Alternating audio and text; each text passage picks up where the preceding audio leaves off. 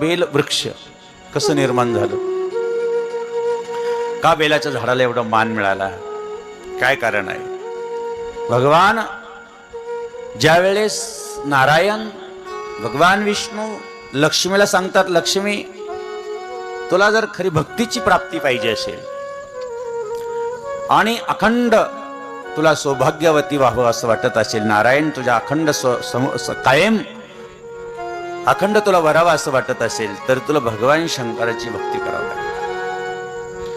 नारायणाला सांगितलं, नारायण कशी ती पिंड असावी? म्हणे तुला सोन्याची पिंड करून देतो. शिवलिंग दिलं आणि तिने ठरवलं. त्या काळात बेलाचं झाड नव्हतं. मग काय सगळ्यात प्रिय काय होतं भगवान शंकराला? कमळाची फुलं अतिप्रिय होते. आणि म्हणून लक्ष्मी ते फुलं वाहत होती दररोजची. किती व्हायची? 1000 फुलं व्हायची. किती व्हायची? लक्ष्मी स्वतः. पण एक दिवस काय झालं? वर्ष भगवान शंकराने एक दिवस लीला केली की 2 फुलं लपून ठेवली. काय केले? 2 फुलं काय केले? लपवलीला. वाटलं आता काय करायचं? आपली लेखंदी असती ना लक्ष्मी, ती पटकन उठली असती, पटकन तोडून आणली असते तिने. पण पूजातून उठायचं, आता लक्षात राहू दे तुम्ही, पूजातून उठायचं अजिबात नाही.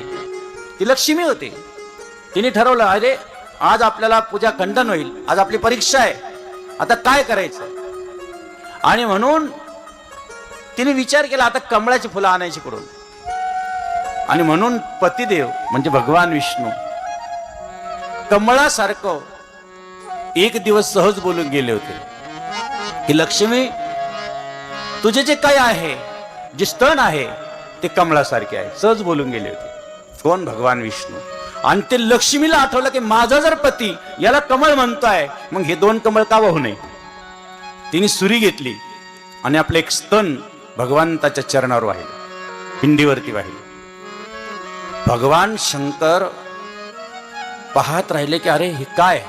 ही कोणती श्रद्धा, ही कोणती भक्ती आहे, ही कोणती निष्ठा आहे? भगवान शंकर तिच्या सोन्याच्या पिंडीतून निर्माण झाले. कारण का? भगवान शंकराला वाटलं दुसरं कमलिनी व्हायला नको, आता दुसरं कमल व्हायला नको.